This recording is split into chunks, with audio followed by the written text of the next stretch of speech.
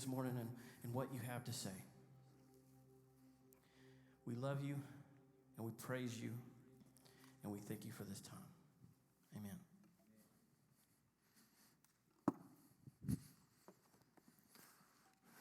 All right. It's good to have everybody here. All right. Hey, go to Genesis 6. We'll catch up with you there. I want to set the tone for what we've been going through and what we want to continue to go through for the next. Let's see, how many? About 4 more weeks. We're going to go through this series, and we're calling it 7 Miles. All right. And this is the idea that on the Easter Sunday, the boys that lived in Emmaus are heading back home. They're done. They've been doing this Jesus thing for probably years. Maybe some of them, in Acts it says that some of them had been with Jesus since his baptism. And we don't even know these guys' names. And they've been following him and being disciples alongside of the apostles, the 12. All right? But we have a lot of guys like this. But something about this Easter Sunday, after the death of Jesus, after he was been buried, dead and buried, and they called this the third day, all right? They're done. They're heading home. They're going 7 miles. Now, to get to Emmaus, you have to leave Jerusalem, go down from Jerusalem, and you have to head west through the Judean hillside, all right? So we're talking about 7 miles. We're not talking about 7 miles down some walking trail, all right? This is 7 miles through some pretty rough territories, through the hills, and they're done going home. And Jesus says, no, you're not getting away from me that easy. And I love that about Jesus, that Jesus chased them down when they were heading and they were done. So he chased them down, and I love he kind of sneaks up on them, all right, and doesn't reveal himself to them. And I always say it's the undercover boss, this original undercover boss episode in the Bible. And he comes to them, and they're prevented from seeing him. And so he looks at them, and he says, what are you guys talking about? And it's literally, what are you guys throwing back and forth to each other, all right? It's this idea of I'm thinking this, well, I'm thinking this, well, what about this, and what about this? And they're really sort of seeking answers, and just, how did we miss this, and why did we fail in this, and what did we miss along the way? And so he comes up behind him, he goes, what are you guys talking about, all right? And they stop dead in their tracks. And the text, Luke tells us, and this is Luke 24, Luke says they looked discouraged. The text, their eyes were droopy. They were gloomy-eyed, all right? And again, well, I'll always say, the eyes are the window to the soul. So the gloom that was revealed in their eyes was how their heart felt in this moment. And they were just devastated. They were done. And it's so telling because Jesus goes, hey, why are you so sad? And he goes, are you the only one in Jerusalem who doesn't know what happened? And he goes, what? What happened? All right, you see Jesus just playing with them, just trying to draw them out. And that one of them, named Cleopas, he says, the things concerning Jesus of Nazareth, who was a great prophet. And we were hoping, such a sad phrase, we were hoping that he was about to redeem Israel.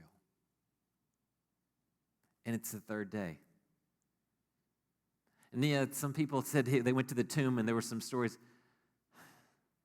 But we were hoping. We were hoping he was going to redeem Israel. Now, what does this word redeem mean? This word redeem is the word lutroo in the Greek, all right? It's the idea of ransom, of paying a ransom to rescue someone. We thought he was going to ransom us away from these horrible conditions. And I think they had Rome in mind. I heard a preacher this week say, that's like asking for a nicer pillow in your prison cell. To go away from Rome, to be rescued from the Romans, is just getting a nicer pillow while you still sit in your prison cell. You see, fixing your circumstances isn't going to make everything better. You got to fix everything to make it better.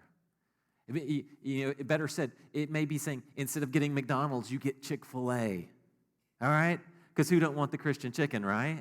All right? And now everything's going to be great if all my circumstances change. No, you're still in the prison cell.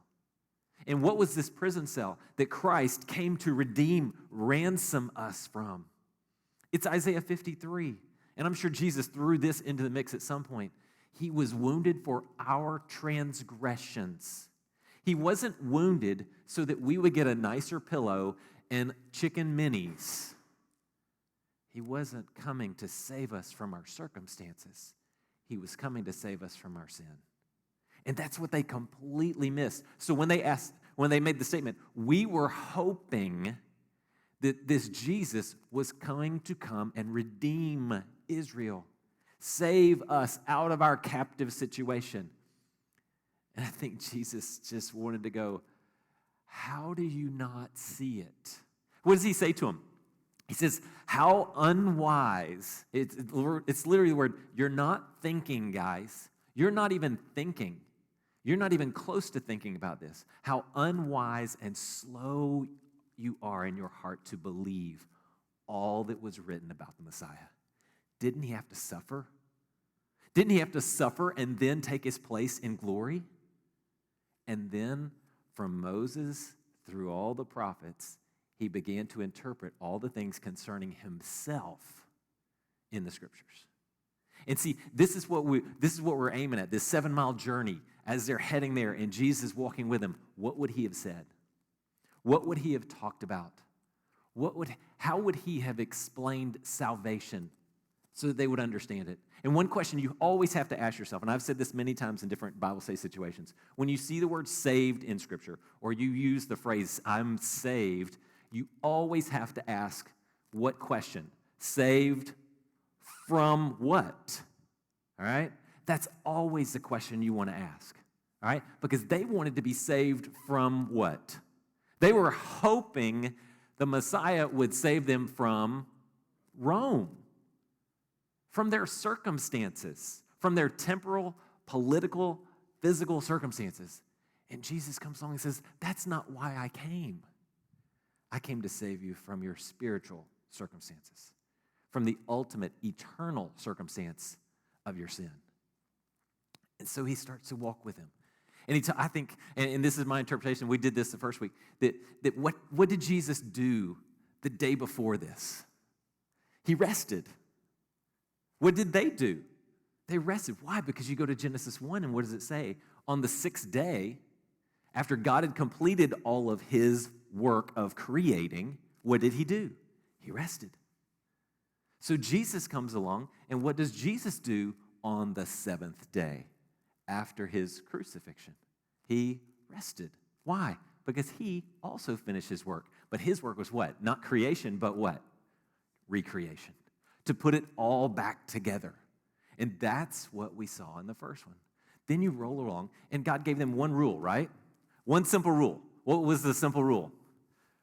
You must not eat from the tree of the knowledge of good and evil. All right? How'd that work out? I always wonder how long it was. If it was like 12 minutes, all right? The serpent comes along, hey, how about this? And okay, here, done. Jesus going, wow, that was fast. I thought they would at least last a day or two. I don't know. You know how long it was. But it's so interesting to me when you really start to just stop with the labels of, oh, the tree of knowledge of good and evil, and go, oh, it's the tree of the knowledge of good and evil. Because see, when they ate of it, what did they gain? They gained the knowledge of the good that they had and the knowledge of the evil that they have. Does that sound familiar to anyone in the room? That when you take that fruit, that thing that Satan is dangling in front of you and says, this is going to be awesome. This is going to be great. If you'll just take this, wow, it's going to be so great. Oh, consequences. Oh, God doesn't mean that. God's just trying to withhold stuff from you. Just take it. Look at it. Just look at it. You don't have to do anything. Just look at it. Oh, well go. You can take. You just touch it. And then all of a sudden, the hook is set. And you look back, and what do you know now? You know the good that you had and the evil that you have. And Satan has been doing this for some 6,000 years, according to how the Bible lines up numbers. And guess what? He's going to do it to you this afternoon. And if you fall for it, you will know the good that you had and the evil that you have. And he'll get up and do it again tomorrow. Oh, but our God is good. Our God is good. You know why? Because he took an innocent animal and he said, I hate to do this to you. I got to have your skin because I have to cover these people. I have to cover these two that have fallen into sin because I love them. I love them passionately, and I've got to cover their skin to show as an example of what I'm going to do 4,000 years from now. And it says in the text in Genesis 3, that he said he took the skins of animals and covered Adam and Eve. Why? Because they knew they were naked. They knew they had sin, and they needed to be covered. I wonder if Jesus steps back at this, and I wonder if every now and then he kind of plays dumb as kind of the, I don't know what's going on, and then every now and then he jumps in as the guy who knows everything that was going on. And I wonder if in this moment he goes, hey, didn't that Jesus guy you're talking about, didn't he have like a really cool tunic? There was like really nice jacket, shirt thing. Whatever happened to that? And the Emmaus boys kind of sit back and go, wonder what did happen. I remember the women told us that they were gambling for that tunic. If they didn't want to tear it up, they gambled for it. And one of those Roman soldiers walked away clothed in the garment of Christ that day. I wonder if they ever put that. I wonder if Jesus ever threw that out. I don't know. That's what I would have done if I were Jesus, but I'm obviously not Jesus. So let's keep going. Let's keep going with the story. Because we had creation, and then we had the fall. Let's keep going with the story. What's the story next? All right? You get into some genealogies there, and you can add up some numbers, and it's some really cool stuff. But eventually we hit Genesis 6, and we get the story of Noah, don't we? And Noah's story, how does this thing start? Can you imagine being Noah, and all of a sudden, you're 10 generations past Adam, and all of a sudden, this God person that you've heard about, this God creator guy that your ancestors have told you about, all of a sudden, he starts talking to you. Would that be weird? Would that be a little different? All right? And this God shows up and starts to talk to him. All right? And it's this amazing conversation. But let's get the conditions on the ground, and then we'll jump into this. In Genesis 6:1, when mankind began to multiply on the earth and daughters were born to them, the sons of God saw that the daughters of mankind were beautiful.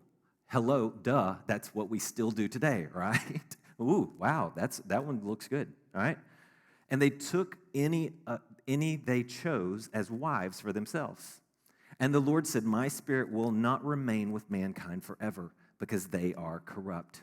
Their days will be 120 years. Now, is it a coincidence that Moses lived to be 120? I don't know. I think that's interesting. Then we get this group called the Nephilim in verse 4. The Nephilim were on the earth both in those days and afterwards when the sons of God came to the daughters of mankind who bore children to them. They were the powerful men of old, the famous men.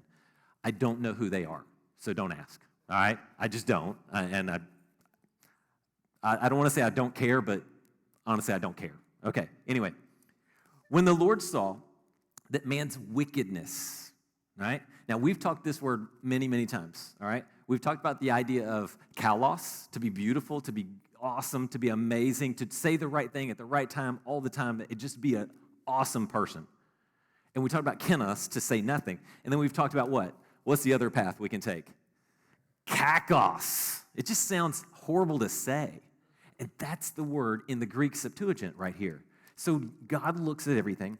When the Lord saw that man's kakos, just mean, evil, just for the sake of being mean and evil, was widespread on the earth, and that every scheme of his mind thought of was nothing but evil all the time. Now, would you say that's a very encompassing statement right there? It was widespread, every thought, all the time, evil, everything. The Lord regretted that he made man on the earth, and he was grieved in his heart. Then the Lord said, I will wipe off from the face of the earth mankind whom I created together with the animals, the creatures that crawl, and the birds of the sky, for I regret that I made them. Can God do that? Can God regret? I mean, we have regrets. Why? Because we thought something was going to play out, and we went somewhere, and we did something, and we went, yeah, I wish I had not have done that. All right? But can God do that? Can God regret? Can God grieve? Can God say, I'm grieved that I did something? That's an interesting question. It's a very interesting question. I think what Moses is trying to do when he writes this is not to write out a definitive, here is what God was thinking. I think Moses is, I'm going to use a fancy word. It's a big word. You all ready? He's anthropomorphizing God. Okay? Now, I lost some of you right there. Okay? Anthro, human, to morph, all right, to change. All right? It's when you talk to your dog and you think your dog is talking back to you or feeling something or having some emotion, all right? You say, my dog is this, or you talk to a teddy bear, all right?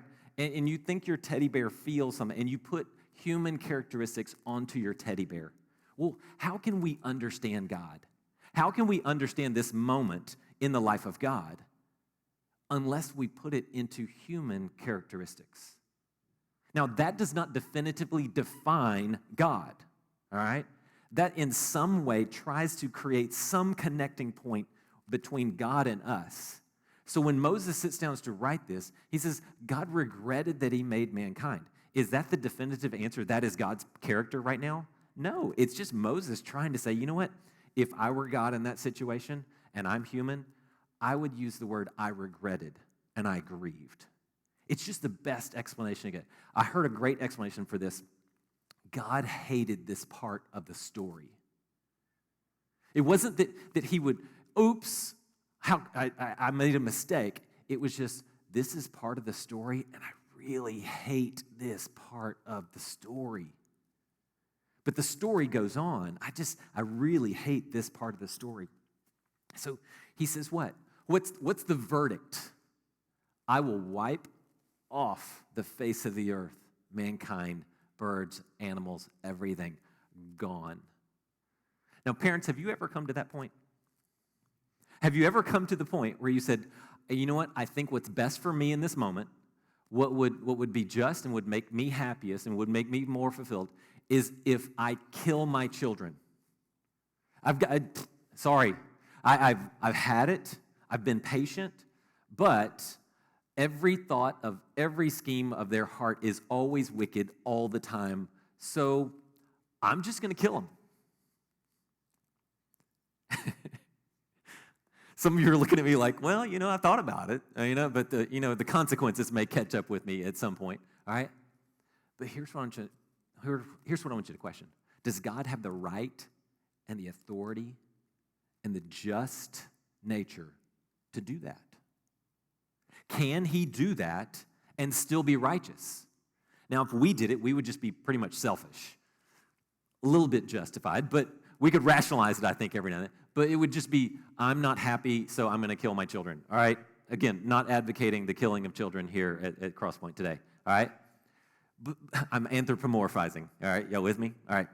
But did God have the right, the authority, and the just grounds to destroy his creation? And I'll go back to this. If you can't get past the first verse in the Bible, you'll be lost with the rest of them. Because if God created the heavens and the earth and everything in them, then he has the absolute authority to act in justice, to act justly towards the rest of it. And I would even ask, would God be required to destroy the earth if he was a just God and they had turned against him and they had defied the authority of the one who had created? That's an interesting question. I'm not going to go there. But here's what I love. I love the complexity of our God. Because in justice, what should he have done? Again, in justice, what must he have done? You can go there if you want to. I don't want to go too far with that, all right? What should he have done? What could he have done? perfect authority, justice, all in this. But what does he do? You see the love for creation and the justice of the Creator come in this beautiful complexity. And the next verse says this, in verse 8. Noah, however, found favor in the sight of the Lord. Now, your translation may say, he found grace in the eyes of the Lord. All right? So here's what I got to ask. What did Noah do to earn this grace? Now, trick question, totally trick question with you right there. So don't go too far with this, all right? Because I'm asking you a trick question. What did Noah do to earn grace? And if you're going, you can't earn grace, I'm like, yay, you solved the riddle here, all right? No, you can't, all right? He didn't do anything to earn this grace. The grace was given to him because the Creator loves, even though he is just. So what would you say? Why is it Noah? Why does it get to be Noah? If it's not earned, all right, then was Noah just the name God picked out of the hat? Was this sort of random selection? Did God go, meeny, meeny, miny, mo, all right, and go, oh, Noah, you're just as horrible as everybody else, all right? But I'm going to pick you because it's grace, and therefore you can't earn grace. So if you do anything, then that's earning your salvation. Why did he pick him? Was it just random? Or was he the best that God had available? What does the text say? Keep going to the text. Verse 9 says, these are the family records of Noah. In other words, let me introduce you to Noah, all right? Noah was a righteous man, blameless among his contemporaries, and Noah walked with God. And Noah fathered 3 sons, Shem, Ham, and Japheth. Now, let's break down those 3 things. Number 1, he was what? Noah was a righteous man. Now, how do you get that tag? What is it you do? What happens when you get credited? Let me put it this way, so I'm just going to throw some hints at you. How do you get credited with being a righteous man? How did Abraham? What does Paul say in Romans? Faith. He believed in God. Now, I don't know if that was unique, if he was the only one believing in God in this moment, all right? But he was told to be a righteous man, so therefore he believed in God. He was also what? Blameless among his contemporaries, all right? Does that mean he was blameless? All right, if we did a poll in this room, how many of you are blameless? And everybody list out your credentials and put your resume on the table, and we sort through all of this, and we go, all right, congratulations, Jeff. You are blameless among your contemporaries. All right, now is that a good thing? Come on, people, look at the curve here. I mean, seriously, what does it say about the people at this time? How bad were they? How bad was the kakos, this evil? Widespread. Every single thought of their mind was always wicked. How often? All the time. And congratulations, Jeff. You're not as bad as that. All right? So it's a relative term. Noah was not perfect. Even if he was a really good guy, the original sin of Adam was still there tainting his life. This wasn't earning your salvation at all. This was, I think, and this is my opinion, God went, I can work with Jeff.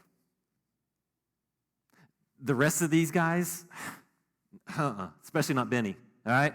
I can't do anything with these guys. But Jeff, he's not as bad as everybody else in the room. Now, is that a compliment? No. I mean, if you're the smartest person at Harvard, yeah, that's something, all right? But if you're the least immoral person in the room, in the fraternity house, I've been there, all right? What are we saying? We can't say a whole lot about that at all, can we? No, he was righteous, which means he believed in. When God says something, he believed it, all right? And that's saying something, right? He was blameless among his contemporaries, and he walked with God. Now, who gets to walk with God? What does it mean to walk with God?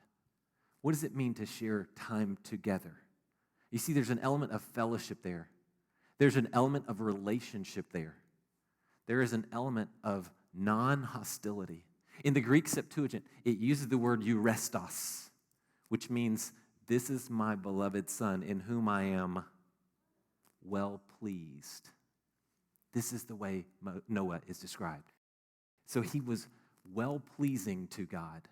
In whatever context that was, we just don't have anything beyond that. So I think the question, did Noah earn his salvation? That's just the wrong question. No. It wasn't like if Noah just didn't go into the ark and God flooded the whole earth, he would just be floating in his righteousness and survive. No. He didn't earn anything. And did God have just reasons to destroy him along with everybody else? Absolutely. He didn't earn anything. I think what God said was, I can work with this one. I can work with this one. And we see this throughout Scripture time and time and time and time again. He calls Abraham. Why? Because Abraham believed God and it was credited to him as righteousness. Shadrach, Meshach, Abednego, Daniel, Peter. Peter walks on the water. Isaiah, here I am, Lord, send me. God says, I can work with that one. Now, let me distinguish why Noah was workable and the rest probably were not. Because there's two concepts here I want you to think through. Some people believe in God. They believe he exists. They believe the Bible is a really nice book that you should probably read. They walk into a building, well, normally, when there's not a global pandemic and everybody's sheltered in place across the world. All right, that exception. They normally walk into a building. They're really nice most of the time when people are. Those are the people who believe in God. But there are people in this world who believe into God. Their posture is inclined towards the things of God. Their actions move in a direction to place them in the trajectory that God is putting out there for them. They step into the lives of those who are hungry and they feed them. They step into the lives who are thirsty and they give them something to drink. And at the end times, when the Son of Man comes and all his holy angels with him, and he takes all of humanity and he separates them from right and from left, from the sheep and the goats, he will say to those who believe into God, well done, good and faithful servant. Enter into your rest. And he will look at the others and those who believe in God but don't do a single thing about it other than walk into buildings, read a book every now and then, and try to be really nice. Say, depart from me, I never knew you, because you didn't do anything about it. Oh, you believe in me, but you don't believe into me. And I think this is what God saw in Noah. And what we'll see very clearly is, what does his posture do? He does that. He doesn't just believe in God and sit there on his little rock. He says, I believe into you, and his actions define what he says he believes, which is such the cool picture. And I think the Emmaus boys, I think if Jesus is the story, I think at some point he goes, you know what? Remember when Peter got out of the boat? And they're going, how does he know about Peter getting out of the boat? That's believing into. And this is what Noah does. This is why I think God says, I can work with this guy, because there's a distinction between this. There's a distinction between believing in God and believing into God. And if some of you are sitting here and you're going, I don't understand. You know why? Because you've never believed into God. You've never hit that moment. You've never been out there and seen it. It's like surfing and actually surfing. I can sit on the shore and watch it and go, wow, that's really cool. My board, and I can get out there and I can actually get on the waves and feel the rush of this. Why? Because what's going on? These guys, gloomy-eyed, just wondering what happened. And all of a sudden, by the time Christ is done with them, their hearts are ablaze because he's created something romantic, something that moved their hearts. That's what it's going to end up being. You see, this is who Noah was. So keep going with. So let's watch what Noah did. It says, I'm going to jump to verse 14, 6:14. Make yourself an ark of gopher wood. And if you've ever seen the Bill Cosby thing, it's like, gopher wood, what's gopher wood? All right, but that's a whole other thing. All right, plus, I guess he's off limits now. All right, make rooms in the ark and cover it with pitch inside and outside. This is how you are to make it. The ark will be 450 feet long, 75 feet wide, 45 feet high. And if you have old school King James, you're working the cubits. Good luck with that. All right. You are to make a roof, finishing the sides of the ark to within 18 inches of the roof. You are to put a door in the side of the ark. Make it with lower, middle, and upper decks. Understand that I am bringing a flood waters on the earth to destroy every creature under heaven with the breath of life in it. Everything on earth will die, but I will establish my covenant with you. He says, bring in 2 of every animal. Bring them into the ark. In verse 22, it says this, and Noah did this. He did everything that God had commanded him. Why? Because he believes God, he's blameless among his contemporaries, and he is well-pleasing to God. And God says, I can work with that one. There was a king named Asa. Asa starts off awesome. He's got a 1,000,000-man army marching out against him, and he goes, God, you got to protect us. You got to fight our battle for us. And God just wipes him out. 10 years later, 15 years later, he gets real comfortable in that throne. Another little minuscule army starting to move towards him, and he goes and he takes money out of the temple and bribes another kingdom to come against him so they'll leave him alone. And God says this, the eyes of the Lord look throughout the earth, seeking for the one who will be strong on his behalf. And Asa, you failed. I can't work with you. And I think this is what God saw in Noah, one who would believe into him. And he does this, and he enters the ark. But here's the thing. His whole family goes in. They're all in there. And if you look in 7, verse 16. Those that entered, male and female and all flesh, entered just as God had commanded him. Then the Lord shut him in. Now that's crucial. Because if Noah can shut the door, if Noah can build the ark, shut the door, seal the hatch, spin the little thing around on the submarine and all that good stuff, then he's doing it himself. But let's be clear. The Lord shut him in. The Lord secured his salvation. All right? I don't know if some of y'all remember the old Rich Mullins song, like you're like a screen door on a submarine. All right? That's our efforts right there. All right? What was Adam Eve's brilliant suggestion? Hey, let's sew fig leaves together and cover our privateness with that. I've told you, a friend of mine had fig tree in his yard, and he came into church one day, and just red marks everywhere. Like burn marks all over him. I said, what in the world? What happened to you? He goes, well, I have a fig tree, and I was trying to prune my fig tree. And I went, oh, my goodness, that just destroys that whole Genesis 3 story for me. Because you want to cover yourself with that? That you don't want to go there. All right? The Lord shut him in. The Lord secured his salvation. There's no question about this. Christ saved you. Now, you may be a wonderful, amazing human being, but you're an amazing, wonderful human being sitting in a prison cell of your own sin that you can't fix. Christ did save you. Emmaus boys, you were hoping he was going to redeem Israel? He did. He did. You just don't have your eye on it. You're still worried about your pillow and your meal. You're trying to get a better pillow and some Chick-fil-A.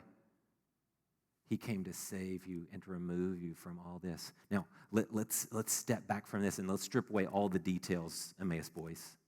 What happened with Noah? The wicked were killed off because the wrath of God was poured out on them in complete justice. Everybody see it? God, in his justice, looked at the wickedness of humanity and said, by my authority, with all just grounds, I'm going to destroy them.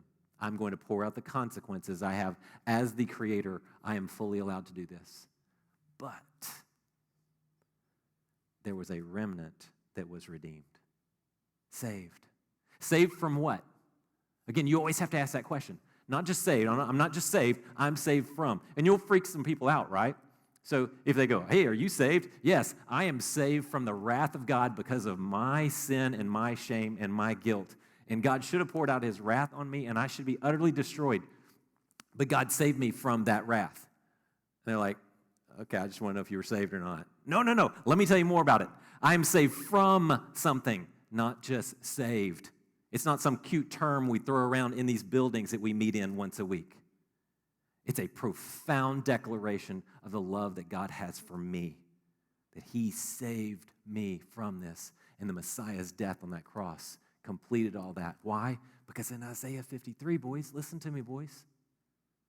In Isaiah 53, it says, he was wounded for our transgression. He was bruised for our iniquity. The punishment for sin I will place on him so that you can be the righteousness of God. That's how you were saved. That, boys, is how you get redeemed. It's not about the Romans. It's not about your conditions. This is how you get saved. So when you strip away all the details and all the 2 pairs of this and 7 pairs of that and how tall and what kind of wood the ark was, strip all that away. The wrath of God will be poured out on sinful humanity, including you. But the remnant will be protected from that wrath by the blood of Christ. The innocent dies for the guilty. And in that, you are redeemed and you are saved. Which brings me to this. What does Noah do as soon as he gets out of the ark? Come over here to 8:20. Or 8:15 says, God spoke to Noah, come out of the ark, you, your wife, sons, wives. Bring out all the living creatures. And they spread out over all the earth. So Noah, along with his sons and wives and sons' wives, came out. All the wildlife and all livestock, every bird, every creature that crawls on the earth came out of the ark by their groups. Imagine the day we're allowed to go, especially if it's Cinco de Mayo and we're allowed to go into the Mexican restaurants. We will go forth from the ark and we will go and enjoy chips and salsa all together. All right? What's the first thing he does? Then Noah built an altar to the Lord. He took some of every kind of clean animal and every clean bird and offered burnt offerings on the altar. And when the Lord smelled the pleasing aroma, he said to himself, I will never again curse the ground because of man. Even though man's inclination is evil from his youth, I will never again strike down every living thing as I have done. What's the first thing you should have done the moment you were saved from the wrath of God? Build the altar. Sacrifice. What? Be a living sacrifice. Place your life on the altar of God in this moment of worship and praise and gratitude. And that can take a form, 1,000 different forms. But one thing I know it's going to do, it's going to cause you to believe into the stream of God, into the beauty of what God expects of you, his saved remnant. So I ask you this, are you just believing in God, or are you believing into God? And if he's going to send his son to die in your place, what does he expect from you? Remember the 10 lepers? 9, all 10 of them get healed. One of them comes back, and what does Jesus ask? What does he ask? Where's everybody else? You see the expectation of God, and the thing that causes him to have this pleasing aroma, the thing that God goes, yes, that's why I did all this, is when we bring it around full circle and we say, thank you, thank you, thank you, thank you, in 1,000 different manifestations to the world we're still living in. Oh, Emmaus boys, don't you get it? He did redeem Israel. He did cover your sin and your shame. He finished his work. He provided this mechanism of salvation that all you have to do is what? Walk in the door. He'll seal you up. He'll shut you in. He will protect you from his wrath to come. The only question is, how do you respond? How do you respond to the salvation you've been given? Believe into God. Don't be satisfied with, oh, I believe I'm saved, and I'll be sitting here until Jesus comes back. You may just be like the one who buried his talent. Didn't end well for him. Oh, recognize the salvation you've been given and come out of this and give your life away in 1,000 different manifestations. See, that's what Jesus dared these boys with. And what happened to their hearts when they were finally challenged and dared and not said, oh, good job, you went to Sunday school. Good job, you walk into the building. Here's your perfect attendance pin. When he challenged them to live their lives in sacrifice, in thanksgiving, in gratitude, in the beauty of all that can be in the Christian life, what happened to their hearts? Their hearts became ablaze. For once, they were dared to live. And what do? And I love this, because think about this. They're walking one direction. They're moving away from Christ. And when Christ reveals all this, what happens? What do? They believe into the story. They don't continue to drift out of the story. They don't continue to just, well, I still believe in God. I'll walk into my building once a week, I guess. No, they said, I got to get back in there. I want to believe into the story because he saved me from the wrath that I deserved. Let's pray.